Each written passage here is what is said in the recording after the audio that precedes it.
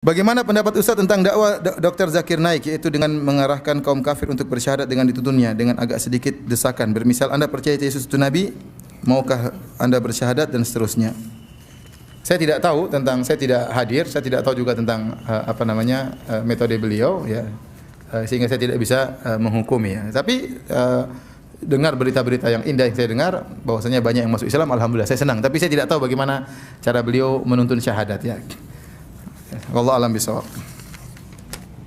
Bagaimana batasan membuat tema sebuah kajian? Apakah diperbolehkan menggunakan judul-judul film populer untuk sebuah kajian game? Contoh Pokemon Go.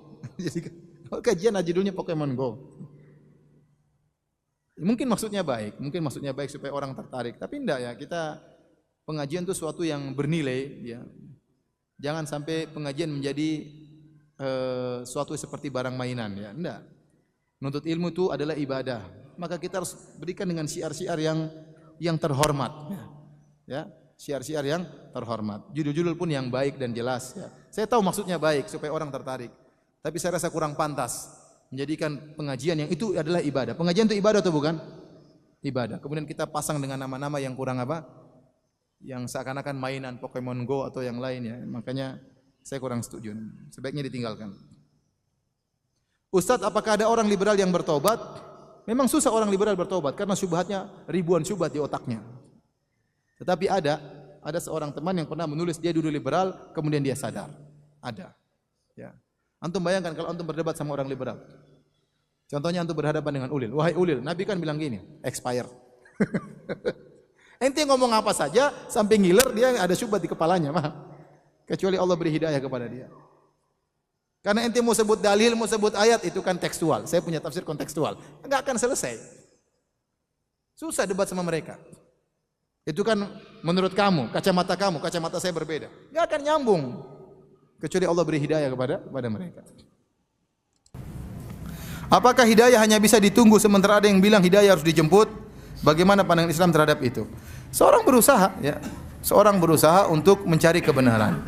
Seorang berusaha meminta hidayah kepada Allah Subhanahu wa taala, ya. Kata Allah Subhanahu wa taala, "Walladzina jahadu fina lanahdiyannahum subulana wa innallaha lama'al muhsinin." Orang-orang yang berusaha untuk menempuh jalan-jalan kami akan bukakan jalan-jalan kami. Jadi seorang berusaha, ya, Ya, menunggu hidayah di rumah saja. Yang kalau mau dapat hidayah ngaji, ikut pengajian, ya.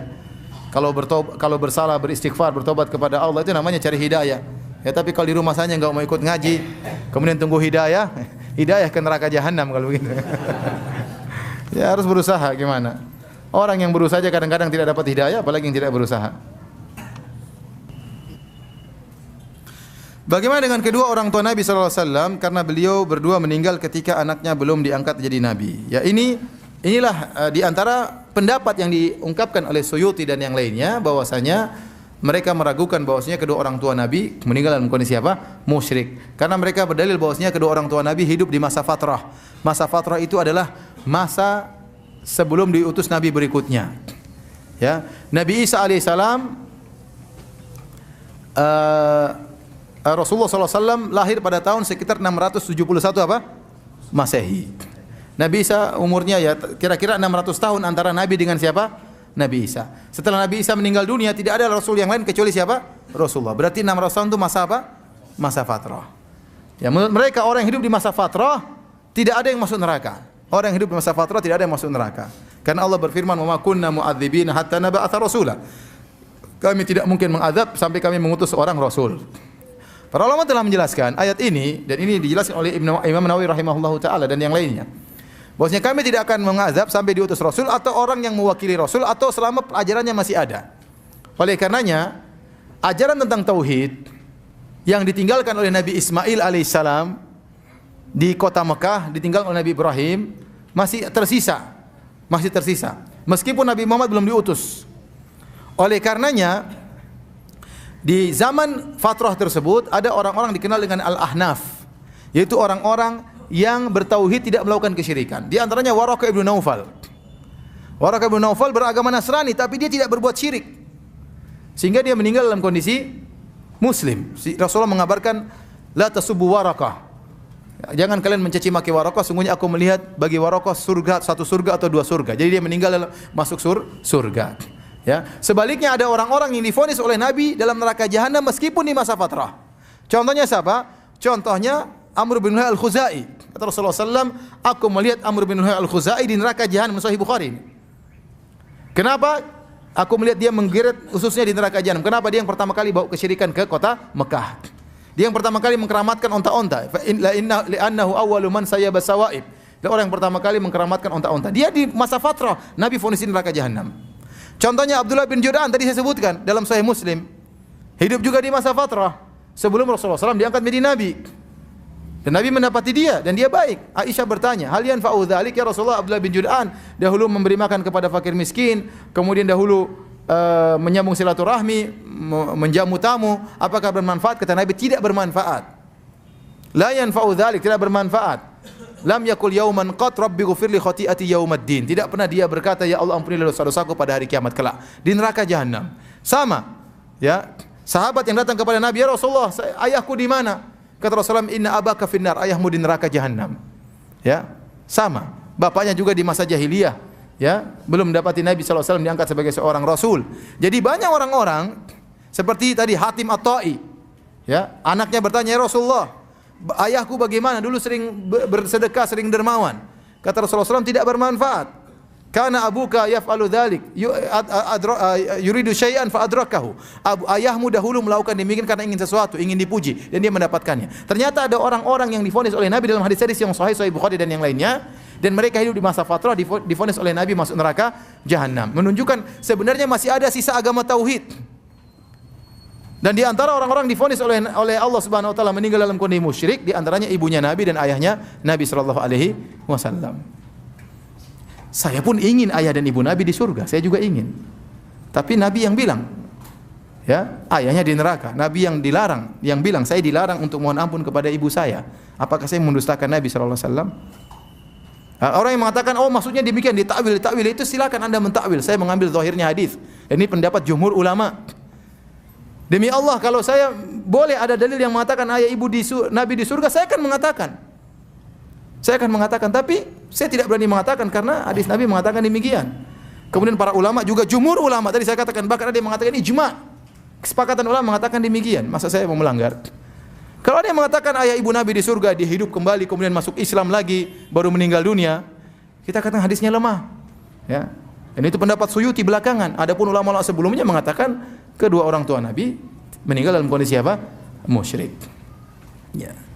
Oleh karenanya para hadirin Allah Subhanahu wa taala, jadi benar memang kedua orang tua Nabi meninggal di masa fatrah, tetapi kita katakan ada orang-orang yang hidup di masa fatrah, meninggal di masa fatrah divonis oleh Nabi di neraka jahanam. Tadi di antaranya Amr bin Al-Khuzai, saya sebutkan Abdullah bin Jud'an, di antaranya Adi bin Hatim At-Ta'i, ayahnya Adi bin Hatim, ya.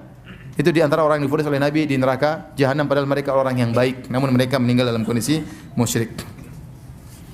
Saya pernah nonton video, dalamnya ada ustadz yang berceramah di sebuah gereja pada waktu Natal. Ustadz berkata, sebenarnya agama Islam dan Kristen itu selaras, sama saja. Salamnya umat Islam dengan salamnya Kristen sama-sama mendoakan keselamatan. Apakah ungkapan tersebut termasuk talbisul haq? Tidak. Jadi kita kalau berdakwah sama orang non-muslim, benar, di antara setiap agama ada kesamaan, sama-sama menyuruh kepada kebaikan. Tapi ada perbedaan yang sangat prinsip yang menjadikan agama itu berbeda, yaitu antara tauhid dengan syirik. Oleh karena di antara tafsiran Fawailul lil Musallinnya orang-orang liberal, dan ini antum bisa baca dalam buku Fikih Lintas Agama karangan Nur Khalis Majid dan kawan-kawan, tapi sebaiknya antum enggak usah baca, ya. Dia berdalil dengan firman Allah, "Qul ya ahlal kitabi ta'alu ila kalimatin sawa'in bainana wa bainakum." Kata mereka, kita harus menyuruh kepada ahlul kitab kepada kalimat yang sawa. Karena Allah berfirman, "Wahai ahlul kitab, marilah kita menuju pada perkataan yang sama." Titik, tidak dilanjutkan. Kemudian mereka tafsirkan perkataan sama tersebut adalah sama-sama menyuruh kepada keadilan, sama-sama menyuruh kepada kemanusiaan, sama-sama menyuruh kepada kebersamaan, sama-sama menyuruh kepada kesamaan. Padahal kalau dilanjutkan, maksudnya kalimat yang sama itu sama-sama bertauhid. Allah na'budu illallah, ya ahlal kitabi ta'alu ila kalimatin sawa'in baina wa bainakum wahai ahlul kitab, marilah kita menuju suatu kalimat yang sama antara kami dengan kalian. Allah na'budu illallah, kita tidak beribadah kecuali hanya kepada Allah. Wala nusyrika bihi syai'a, kita tidak berbuat syirik sama sekali. Wala yattakhidha ba'duna ba'dhan arbaba min dunillah, tidak boleh salah seorang kita mengambil sebagian lain sebagai tuhan-tuhan selain Allah. Jadi tidak dilanjutkan ayatnya. Nah, kalau ada seorang masuk di gereja kemudian ceramah, sebenarnya kita sama. Ini berarti dia berkhianat. Sehingga seakan-akan mengesankan orang-orang Nasrani juga di atas kebenaran. Benar atau tidak? Iya. Harusnya orang Nasrani punya hak untuk kita dakwahi. Dakwahi mereka. Kalau enggak, ya enggak usah ente membuat kesan bahwasanya mereka juga di atas kebenaran. Oleh karena kenapa para ulama mengharamkan mengucapkan selamat Natal kepada orang-orang Nasrani? Di antara sebabnya disebut oleh para ulama mazhab. Di antara sebabnya mereka semakin yakin dengan kebenaran mereka. Karena Anda ikut menyelamatkan. Itu di antara mudaratnya. Harusnya Anda menjelaskan, agama salah. Benar, di antara kita banyak kesamaan, tapi ada perbedaan. Perbedaan tersebut perbedaan yang sangat prinsip, sangat mendasar. Yaitu kita bertauhid, Anda berbuat syirik. Kalau enggak, ente enggak berani sampaikan, enggak usah ceramah macam-macam. Akibatnya membuat mereka semakin yakin dengan agama mereka. Dan itu salah. Coba, pernah saya bertemu dengan tukang es cendol. Beliau sedang bersiul-siul. Kemudian saya tanya, sudah habis bang esnya? Belum pak, masih banyak. Kata tukang esnya. Terus saya tanya lagi, senang banget pak? Iya nih lagi dapat kenalan baru pak, kata tukang esnya. Terus saya bilang, ya sudah bungkusin 3 bungkus bang. Kemudian tukang esnya bertanya, pak kalau kepingin nikah lagi syaratnya apa sih pak? Tukang esnya. Terus saya jawab, ya istri yang pertama harus tahu dan menyaksikan akad nikahnya. Kemudian tukang esnya berkata, oh gitu pak ya, kecil. Syaratnya kecil katanya. Terus dalam hati saya berkata, tukang es cendol saja berani nikah lagi, masa saya tidak? Pertanyaan, bagaimana kalau niat ingin menikah lagi tapi dengan dasar tidak mau kalah dengan tukang es cendol?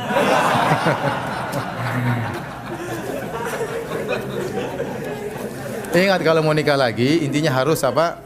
Harus punya ilmu, punya kemampuan ya. Punya ilmu dan punya kemampuan.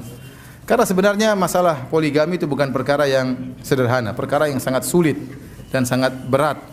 Ya. Bagaimana bisa mengatur 2 istri, 3 istri itu tidak mudah ya. Oleh karena seorang tatkala ingin berpoligami ya pertama harus punya modal ya. Bukan cuma modal nekat. Modal bersaing dengan tukang es. Harus punya modal, yang kedua harus punya ilmu ya. Belajar fikih nikah ya. Belajar fikih cerai ya. Hati-hati lagi emosi karena banyak poligami ujung-ujungnya perceraian. Ini sangat menyedihkan. Sehingga membuat para wanita semakin takut untuk dipoligami karena banyak ujungnya adalah apa? Perceraian. Maka seorang belajar dengan baik. Jangan belum belajar fikih nikah langsung fikih poligami. Terlalu jauh. Fikih nikah dulu, fikih cerai, fikih macam-macam. Bagaimana muasyaratul ahl, bagaimana bergaul dengan istri, berbuat baik, setelah itu baru belajar fikih poligami. Kalau sudah terpenuhi pada dirinya kemampuan ekonomi, oke. Kemudian dia punya leadership juga, kepemimpinan juga oke. Kemudian punya ilmu oke, silakan poligami.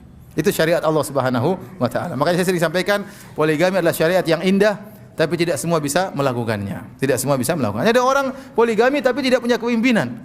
Ya. Takut melulu ya. Begini, akhirnya apa? Akhirnya berantem istrinya, akhirnya dia pun menceraikan salah satu istrinya. Ya, tidak punya modal ya. Ya, ada orang punya modal uang tapi tidak punya modal mental. Ini juga tidak bisa poligami. Jadi harus punya mental yang kuat dan juga punya modal yang kuat ya. Dan punya ilmu. Kalau sudah terkumpulkan kepadanya 3 perkara ini, ya, punya harta ada, kemudian punya leadership, kepemimpinan juga ada, kemudian punya ilmu, maka silakan poligami. Silakan poligami. Nah, Ustaz kapan poligami? Wallahu alam. Itu urusan saya, enggak usah urusan nanti. Apakah ada dalam sejarah bahwa Nabi menyolatkan Raja Heraklius? Enggak ada. Yang ada itu Raja Najasyi yang ada di negeri Habasyah yang pernah melindungi orang-orang kaum muslimin. Dia Nasrani tapi dia baik. Rasulullah mengatakan ada raja yang adil, maka berhijrahlah kalian ke sana. Maka para sahabat berhijrah jadi hijrah ada 3 kali. Pertama hijrah ke negeri Habasyah, hijrah kedua ke negeri Habasyah, hijrah ketiga baru ke Madinah. Waktu berhijrah pertama kali ke negeri Habasyah, Raja Najasyi masih Nasrani. Ya. Kemudian dipanggillah Ja'far bin Abi Thalib radhiyallahu anhu. Kemudian Ja'far bin Abi Thalib menerangkan tentang Islam. Dan dia membacakan surat Maryam sampai akhirnya Raja Najasyi pun menangis. Itulah awal dia kemudian masuk apa? Masuk Islam. Waktu dia masuk Islam, jadi ini dalil bahwasanya seorang boleh berhijrah dari suatu negara kafir yang di situ Islam diintimidasi menuju negara kafir yang lebih baik. Paham? Para sahabat berhijrah dari Mekah, itu negara kafir waktu itu, dikuasai oleh orang kafir dan ada berhala di situ banyak disembah. Pergi ke negeri Habasyah. Negeri Habasyah negeri kafir atau bukan? Negeri kafir, tapi di situ masih lebih apa? Tentram, masih lebih baik. Ya. Kemudian Raja Najasyi akhirnya masuk Islam. Waktu dia masuk Islam, dia tidak bisa merubah kondisi, dia tidak bisa berhukum dengan hukum Allah, tidak mampu. Dia tidak bisa berhukum dengan hukum apa? Allah. Kenapa? Rakyatnya semuanya Nasrani. Kalau dia menyatakan Islam berhukum dengan Allah, dia akan digulingkan dan macam-macamnya. Tapi dia masuk Islam. Akhirnya waktu dia meninggal dunia tidak ada yang menyolatkannya. Tidak ada yang menyolatkannya di negeri Habasyah, maka Nabi pun menyolatkan Raja Najasyi dengan solat apa? Gaib. Ustadz, ana sadar manusia punya banyak kekurangan. Ana minta nasihat tentang sikap Rasulullah kepada istrinya. Bagaimana menasihati istri terkait sifat jeleknya tanpa membuat dia sedih? Apakah ana cukup diam bersyukur dengan sifat jelek ini? Dan berdoa kepada Allah untuk kebaikannya? Tidak. Kalau anda sayang kepada istri, nasihat. Di antara anda bersabar dan juga menasihati, ya. Ya, bersabar dan juga menasihati, ya. Jadi bersabar itu bukan hanya pasrah, ingat ya. Makanya dikatakan Allah Subhanahu wa taala berkata, "Wasbir kama sabara ulul azmi minar rusul." Ya. Kata Allah, bersabarlah engkau wahai Muhammad sebagaimana sallallahu alaihi wasallam sebagaimana para rasul ulul azmi yang bersabar. Ulul azmi itu adalah orang-orang yang memiliki tekad. Ini dalil bahwasanya kesabaran digabungkan dengan tekad. Jadi anda bersabar tapi bukan pasrah, berusaha. Bersabar istri misalnya memiliki akhlak yang buruk, tapi nasihati dia. Pilih waktu-waktu yang tepat untuk menasihati istri. Contoh misalnya ngobrol sebelum tidur sambil mijit-mijit istri. Ya, jangan pas lagi marah kemudian anda nasihati, susah untuk dia terima. Tetapi pasti lagi tenang, lagi berdua-duaan, lagi mijit-mijit istri, lagi makan berdua, mungkin masak Indomie makan bareng misalnya. Nasihati. Kalau dia marah, biarin aja, tapi tetap anda lembut. Meskipun dia marah akan masuk di filenya. Ya. Terkadang tidak semua orang bisa nerima langsung. Terkadang dia baru nerima belakangan. Jadi terjadi di zaman Nabi SAW. Nabi menasihati sebagian orang, di depan Nabi dia tidak terima, tapi belakangan dia kemudian masuk Islam. Ya. Dan terjadi juga sebagian orang kita nasihati, di depan marah-marah dia, biarin aja. Lama-lama dia berubah, karena sudah masuk ke dalam file otaknya. Jadi masalah istri memang harus banyak sabar, ya. Makanya Rasulullah SAW mewanti-wanti dalam banyak ayatnya, dalam banyak hadisnya. Kata Rasulullah SAW, "Istausu bin nisa'i khairan." Hendaknya kalian saling mewasiatkan untuk berbuat baik kepada istri. Ya, fa innahunna khuliqna min dhila. Kenapa? Kata Nabi, mereka diciptakan dari tulang rusuk. Wa inna awaja syai' fi dhila a'lahu. Dan yang paling bengkok dari tulang rusuk adalah bagian atas. Sebenarnya Allah menafsirkan karena yang paling bengkok itu lisannya perempuan. Ya. Kalau ngomong terkadang menyakiti suaminya, terkadang tidak dipikirkan terlebih dahulu, perasaannya lebih didahulukan dan macam-macamnya. Ya. Jadi suami harus bersabar. Bersabar, ya. Anda jalankan hadis-hadis Nabi sallallahu alaihi wasallam. Ya. Kalau mau nasihati dengan cara yang baik, jangan dengan suara yang keras, ya, dengan dari hati ke hati, dengan senyum, dengan senyuman, ya. Apakah orang yang menisbatkan nikmat bukan dari Allah berbuat syirik? Iya, syirik kecil. Kalau bukan karena dokter saya mungkin sudah meninggal, kalau bukan karena polisi mungkin saya sudah dirampok, ini syirik kecil, syirkul alfaz. Tentu dia tidak meyakini tersebut, dia yakini yang menolong adalah siapa? Allah. Tetapi Rasulullah SAW ingin kita bersyukur bukan cuma di hati, di lisan pun kita disuruh bersyukur. Maka seorang yang menisbahkan keberhasilannya atau keselamatan dia kepada selain Allah, maka itu syirik kecil. Syirik kecil. Secara hukum asalnya adalah syirik kecil. Bagaimana membantah orang yang mengatakan hukum rokok makruh, bahkan ada yang bilang sunnah? Siapa yang bilang sunnah? Ada konon, ada yang bilang, ada sebagian ustadz atau sebagian kiai mengajar pengajian, dia bilang rokok ini wajib bagi saya. Kalau saya tidak ngerokok, saya tidak bisa ngajar. Itu namanya kecanduan. Sama ada orang kalau nggak morfin dia stres. Dia nggak stresnya bisa hilang kalau dia apa? Pakai morfin. Tapi bilang jadi morfin jadi halal, jadi wajib? Ya, enggak kan? Enggak. Ya, akhir rokok itu haram. Ya, saya termasuk orang yang paling terganggu dengan rokok. Ya, kalau orang tidak biasa merokok itu sangat stres dengan orang yang merokok. Ya, kata Nabi SAW, la darar wa la dirar. Tidak boleh memberi kemudaratan kepada diri sendiri dan tidak boleh juga memberi kemudaratan kepada orang lain. Ad-dararu yuzal. Ya. Dalam kaidah namanya kemudaratan harus dihilangkan. Dan orang yang merokok dia memberi kemudaratan kepada dirinya dan beri kemudaratan kepada orang lain. Ya. Misalnya di hotel terganggu, ada orang merokok di samping kamar kita luar biasa, asapnya masuk ke subhanallah, asap rokok itu bisa masuk ke sela-sela ya. Rokok sebelah masuk ke kamar kita. Ini kemarin saya di Mekah seperti itu. Sampai istri saya, sampai kita istri saya setengah mati lagi. Ada asap rokok, kurang ajar ya. Sebelah merokok orang Indonesia. Aduh, kita mau tegur ribut lagi, umroh lagi macam-macam, enggak enak. Akhirnya ya sudah, mau diapain lagi. Tapi benar-benar mengganggu. Saya kemarin waktu hajian kemarin, ya. Ada orang merokok di Muzdalifah. Jarak dia kira-kira mungkin 15 meter. Dia merokok, asapnya sampai ke hidung saya. Saya enggak tahu itu kok.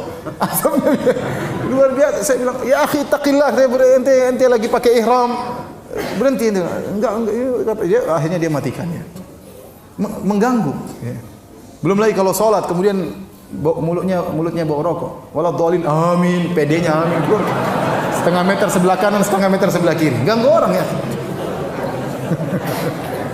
Yang paling menderita istrinya, kasihan.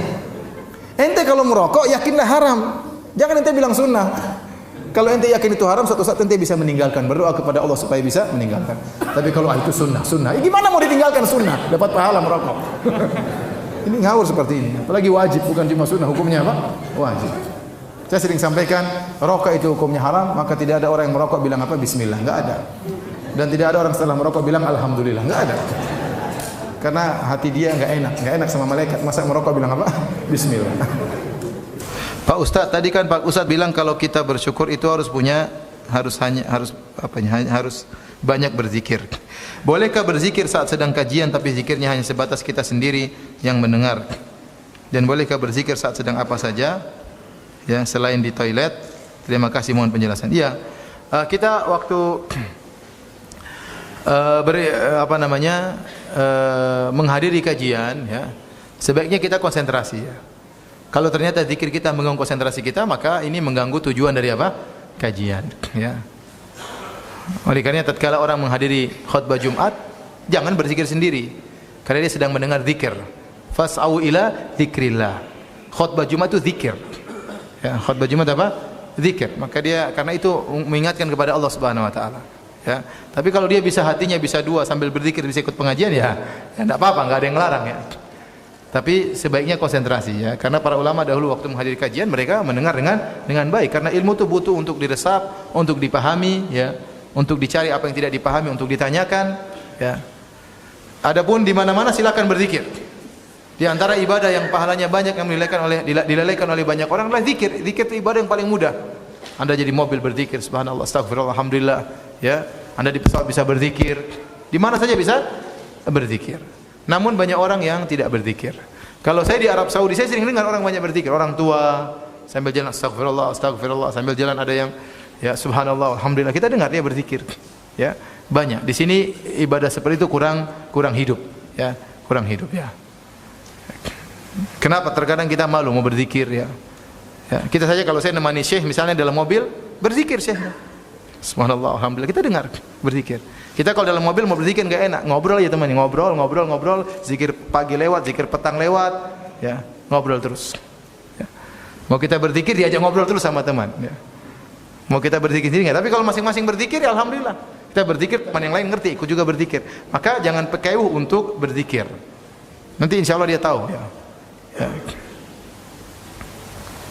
Kadang-kadang saya bawa salat, assalamualaikum, subhanallah, Ustaz saya mau tanya. Subhanallah, Ustaz saya mau tanya.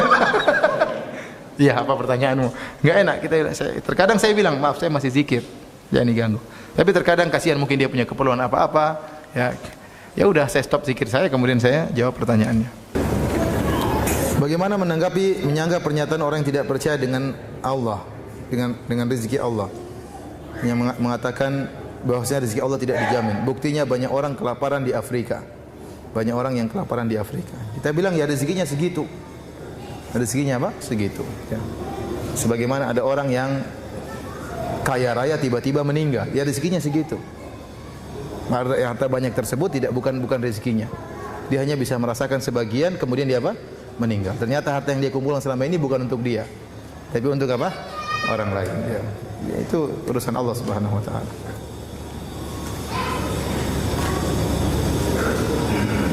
Dan kita beriman, Allah berfirman, "May yattaqillaha yaj'al lahu makhraja." Barang siapa bertakwa kepada Allah, maka Allah berikan jalan keluar. Wa yarzuquhu min haitsu la yahtasib.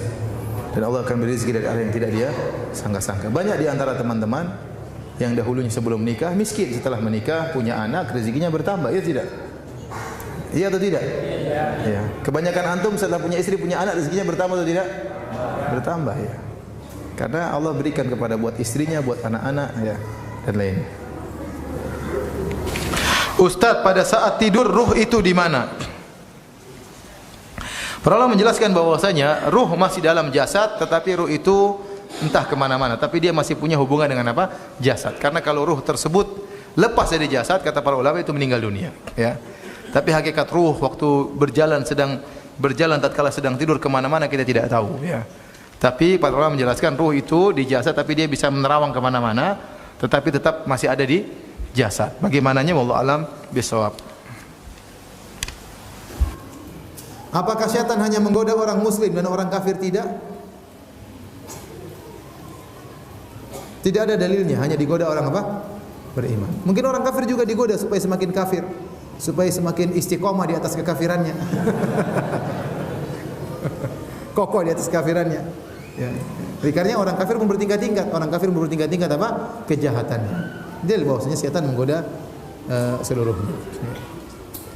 Sampai ada dalam suatu cerita, jadi waktu Nabi Muhammad SAW berdakwah, akhirnya orang-orang kafir Quraisy bingung, ini Muhammad mau diapain? Ya. Kita mau apain? Caranya gimana? Kita mau bunuh nanti bahaya. Kalau kita bunuh dari kabilah Bani Hashim, nanti akan terjadi pertempuran terus-menerus. Bagaimana? Liyaqtuluka au yukhriju apa namanya? Di penjara atau diusir atau dibunuh. Ya. Mereka rapat. Dalam sebagian riwayat, datanglah iblis menjelma jadi seorang yang bersahaja. Datang beri masukan. Jadi iblis menggoda Abu Jahal dan teman-temannya. Mereka bingung gimana cara menghadapi Muhammad. Iblis kasih ide. Kata iblis, wahai Abu Jahal dan teman-temannya, dia jadi orang yang tua, jadi iblis menyamar. Kata iblis, caranya gampang supaya tidak ada masalah. Bunuh Muhammad. Gimana caranya? Kumpulkan dari seluruh kabilah-kabilah yang ada satu orang, pemuda-pemuda dikumpulkan. Ini perwakilan kabilah ini, semuanya kumpul. Kemudian tikap Muhammad sekali tikapan rame-rame. Jadi darah Muhammad akan tersebar di berbagai macam kabilah. Suku Bani Hashim tidak akan berani membalas dendam. Kenapa? Mau lawan seluruh kabilah. Tapi kalau satu yang bunuh nanti repot. Oh, ide cemerlang. Siapa yang kasih ide? Iblis. Ini dalam riwayat. Tapi riwayat ini lemah. Ulama bantah. Kalau untuk masalah gini Abu Jahal sudah cukup, tidak perlu iblis. Tapi intinya maksud saya, iblis menggoda apa namanya? Dalam Al-Qur'an, ya. La ghalibakumul yaum wa inni jarul lakum. Waktu akan terjadi perang, kata iblis kepada orang-orang musyrikin, kalian tidak akan kalah pada hari ini. Saya akan membantu kalian. Jadi orang kafir juga digoda oleh siapa? Syaitan. Dan orang mukmin juga digoda, ya. Dan syaitan itu musuh yang sangat berbahaya. Innahu yarakum huwa wa qabiluhu min haitsu la tarawnahum. Dia dan pasukannya lihat kalian sementara kalian tidak melihatnya. Jadi musuh yang sangat susah. Tidak terlihat. Pengalamannya sudah panjang. Iblis enggak mati-mati sampai sekarang. Dia udah tahu goda kayak gini pakai apa, goda kayak model gini pakai apa. Ini orang ini kalau dikasih harta KO, kasih korupsi langsung KO. Ini orang dikasih harta enggak pengaruh, kasih cewek pasti KO. Iblis sudah tahu. Ya, untuk ini kalau orang mukminnya LC, mungkin setannya juga LC. Ini bercanda aja. Maksud saya, iblis sudah tahu, dia punya pasukan banyak, dia sudah pengalaman. Ya, makanya tidak mungkin kalau secara pertempuran enggak mungkin kita menang. Kita hanya bisa menang kalau kita dilindungi oleh Allah siapa? Allah Subhanahu wa taala. Karena mau lawan musuh bagaimana? Musuh gini modelnya. Ya, tidak kelihatan, pengalamannya banyak, ya. Tahu trik-trik dalam menggoda luar biasa. Tahu kelemahan manusia, maka tidak mungkin kita bisa selamat kecuali atas pertolongan Allah Subhanahu wa taala. Ustaz, afwan, bolehkah sunnahnya ketika tidak tumbuh jenggot kita ikhtiar pakai obat agar tumbuh? Karena saya melihat Ustaz pun tidak banyak jenggotnya. Kalau ingin pakai obat menumbuh jenggot boleh, tapi dia katakan sunnah. Ya, silakan orang suka ya. Kalau saya bersyukur dengan rezeki dari Allah Subhanahu wa taala. Yang mau silakan ya, mau silakan pakai, tidak ada larangan orang ingin apa. Tapi kalau dikatakan sunnah beli obat penumbuh jenggot, wah ini tidak ada dalilnya. Tidak ada dalilnya. Rasulullah SAW mengatakan aful liha, biarkanlah jenggot tumbuh. Rasulullah biarin ya, maksudnya bukan ya, kalau pas tumbuh, kalau enggak tumbuh ya sudah, mau diapain? Ustaz tadi jelaskan Allah memiliki Rasul dari dua golongan, malaikat dan manusia. Apakah risalah yang disampaikan oleh Rasul dari malaikat sama dengan risalah? Enggak, maksudnya Allah menjadikan malaikat para Rasul, yaitu Rasul kepada manusia, kepada para Nabi maksudnya. Bukan ada Rasul lagi Nabi dari malaikat, tidak ya. Maksudnya malaikat itu ja'ilil malaikati rusulan uli ajnihatin masna wa thulatha wa ruba. Kata Allah, Allah menjadikan para malaikat sebagai rasul-rasul Allah, sebagai utusan Allah. Contohnya Jibril kepada Nabi Muhammad sallallahu alaihi wasallam. Bukan rasul seperti Nabi Muhammad, tidak. Bagaimana pendapat Ustaz mengenai ada dosen anak dari UIN yang beliau mengatakan bahwa seorang bisa masuk surga harus rahmat Allah, tak terkecuali orang Nasrani Yahudi yang punya kebaikan. Ini enggak benar ya. Ini tidak benar. Kalau ternyata bisa masuk surga karena kebaikan, Abu Thalib orang yang paling utama masuk surga. Jasanya luar biasa. Abu Thalib sama ente amalan ente sedikit. Abu Thalib ngurus anak yatim. Anak yatimnya siapa? Muhammad sallallahu alaihi wasallam. Abu Thalib pasang badan rela mati untuk bela Muhammad sallallahu alaihi wasallam. Masuk neraka atau masuk surga? Masuk neraka. Ya. Kata Allah, la in asyrakta la yahbatanna amaluk. Ini sudah ayat jelas. Kalau kau berbuat syirik, seluruh amalanmu akan apa? Gugur. Ya. Percuma baik, tapi kalau berbuat syirik, itu namanya orang tidak baik. Tidak baik kepada Tuhan, tidak berakhlak kepada Tuhan. Tuhan yang ciptakan dia menyembah selain Tuhan. Nyembah manusia, nyembah nabi, nyembah dewa, nyembah jin. Apabila ada penganut liberal ataupun akidah-akidah lainnya seperti Khawarij, Qadariyah, Mu'tazilah, Jabariyah, kemudian rujuk kepada akidah sunnah, apakah syahadat kembali? Jawabannya tidak. Kalau ternyata dia memiliki akidah, jadi penyimpangan bermacam-macam. Ada penyimpangan sampai pada tingkatan murtad. Ada penyimpangan tidak sampai tingkatan apa? Murtad. Contoh penyimpangan yang sampai pada tingkat kekufuran, meyakini semua agama masuk surga. Ini penyimpangan sampai pada tingkat kekufuran. Maka hendaknya dia bertobat, bersyahadah kepada Allah Subhanahu wa taala. Ya. Contoh penyimpangan seperti wahdatul wujud, meyakini Allah bersatu dengan makhluknya. Ini juga penyimpangan sampai tingkatan apa? Kesyirikan. Ada penyimpangan-penyimpangan tidak sampai pada kesyirikan seperti penyimpangan Khawarij ya dan yang lainnya, itu tidak sampai pada tingkatan kesyirikan. Hanya bertobat kepada Allah sudah cukup. Apakah bangsa jin juga masuk surga? Iya, jin masuk surga, jin masuk neraka. Walaqad dara'na li jahannama katsiran minal jinni wal insi lahum qulubun la yafqahuna biha wa lahum a'yunun la yubsiruna biha wa lahum adhanun la yasma'una biha ulaika kal an'ami wa lahum adall ulaika humul ghafilun. Kata Allah Subhanahu wa taala, sungguh kami telah penuhi neraka jahanam dengan jin dan manusia. Mereka punya mata, mereka tidak gunakan untuk melihat kebenaran. Mereka punya hati, mereka tidak gunakan untuk memikirkan kebenaran. Mereka punya telinga, tidak digunakan untuk mendengarkan kebenaran. Mereka itu lebih parah daripada, lebih sesat daripada binatang ternak. Ini dalil bahwasanya jin masuk surga dan juga masuk apa? Neraka. Karena jin mukallaf, sama, dibebani syariat seperti kita. Wa ma khalaqtul jinna wal insa illa liya'budun. Ustaz, syaitan itu makhluk ataukah sifat?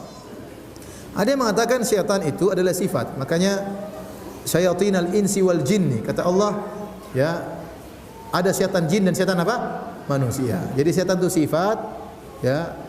Jin yang jahat namanya setan jin, manusia yang jahat namanya setan apa? Manusia. Mengenai puasa sunnah yang paling afdal adalah afdhalus siyam siyamu Daud. Yang paling terbaik puasa adalah puasanya Nabi Daud alaihissalam. Tidak ada puasa lebih baik daripada itu. Rasulullah SAW melarang puasa dahar. Tiap hari puasa enggak boleh. Puasa Daud yang terbaik puasa sekarang besok berbuka, lusa berpuasa besoknya lagi berbuka, sehari berpuasa sehari berbuka, itu puasa yang terbaik. Kalau seorang mampu, ya. Kalau tidak mampu maka puasa Senin Kemis, karena seorang tidak boleh memaksakan diri lebih dari kemampuannya. Kata Nabi SAW, alaikum minal amali ma tutiqun. Hendaknya kalian melakukan amal yang kalian sukai. Fa inna Allah la yamal hatta tamallu. Karena Allah tidak bosan sampai kalian bosan. Khawatir seorang membebankan diri dengan ibadah yang sangat kuat, ternyata dia bosan, akhirnya Allah pun meninggalkan dia. Jadi berusaha beramal yang kita mampu. Kalau mampu puasa Daud silakan. Kalau tidak mampu karena usia sudah mulai tua, Senin Kemis. Kalau tidak mampu Senin Kemis 3 hari dalam sebulan. Kalau tidak mampu puasa sama sekali, bayar fidyah. Kalau sudah sangat tua tidak mau puasa maka bayar apa? Bayar fidyah. Jangan paksa nekat puasa kemudian sakit-sakitan meninggal dunia gara-gara puasa. Puasa disyariatkan bukan untuk membunuh seseorang. Kalau tidak mampu maka bayar fidyah. Jadi kita lihat kemampuan kita, tapi yang terbaik ada orang yang sudah berusia mampu puasa Daud, ada. Ada yang tidak mau puasa Daud terlalu berat maka dia puasa Senin Kemis. Kalau tidak mampu puasa 3 hari dalam sebulan. Kalau bisa Ayyamul Bid tanggal 13, 14, 15 Hijriah terbaik, kalau enggak hari apa saja boleh. Yang penting 3 hari dalam sebulan. Ustaz, bagaimana caranya agar iman tidak naik turun? Ibadah jalan, maksiat juga jalan. Ini pertanyaan mustahil. Namanya orang beriman pasti imannya naik apa? Turun. Enggak mungkin. Ya, ibadah jalan, maksiat jalan. Ibadah jalan, maksiat dikurangi, ya. Maksiat dikurangi, kalau bisa berhenti. Kalau bermaksiat bertobat kepada Allah Subhanahu wa taala. Tidak ada yang luput dari kemaksiatan. Kata Nabi SAW, istaqimu wa lan tuhsu. Istiqomah kalian tidak bakalan mampu. Tapi seorang berusaha semaksimal mungkin. Ada jalan keluar. Kalau Anda bermaksiat segera bertobat kepada Allah, dan jangan biarkan Anda terus dalam maksiat tersebut. Karena kalau Anda terus dalam maksiat tersebut, hati Anda akan tercoreng hitam. Semakin kita bermaksiat, setiap ada pandangan haram yang kita lihat, kita lepaskan, ada corengan hitam di hati kita. Semakin banyak hati kita tercoreng dengan titik-titik hitam, sudah susah nanti untuk khusyuk dalam salat, malas untuk baca Al-Qur'an. Kenapa? Hati sudah sakit. Sudah sakit. Kenapa? Terlalu banyak corengan hitam. Tapi kalau kita bermaksiat segera beristighfar, segera apa? Beristighfar, ya insyaallah corengan hitam itu akan lepas sedikit demi sedikit. Kita akan lebih semangat lagi untuk beribadah kepada Allah Subhanahu wa taala. Tidur beberapa saat ketika salat apakah membatalkan salat? Tidak. Jadi tidur yang membatalkan salat adalah tidur benar-benar pulas yang orang tidak sadar sama sekali. Adapun tidur yang tidur-tiduran aja, misalnya pena jatuh dia terbangun atau imam Allahu Akbar dia terjaga, maka ini tidak membatalkan apa? Tidak membatalkan salat. Meskipun dia agak mimpi misalnya. Tapi dia, orang bilang tidur-tidur ayam, itu tidak. Tapi kalau benar tidur pulas, imam salat terus, ya itu sudah batal ya. Sudah batal. Penanya jatuh dia enggak sadar, dibangun enggak bangun-bangun, itu berarti batal. Itu enggak. Berarti dia tidak pulas. Maka Islam Nusantara ini memiliki beberapa makna, ada makna mungkin yang baik dan banyak juga makna yang buruk. Tapi saya nilai, saya perhatikan yang mendengung-dengungkan proyek Islam Nusantara ini kebanyakannya adalah dai-dai liberal. Jadi mereka tatkala menyerukan Islam liberal sudah mulai enggak laku, mereka ganti namanya dengan Islam apa? Nusantara. Ini yang saya khawatirkan. Ya kalau maksudnya Islam Nusantara, kita menjaga nilai-nilai baik kaum Indonesia seperti ramah tamah, ya itu baik-baik saja, itu bagus.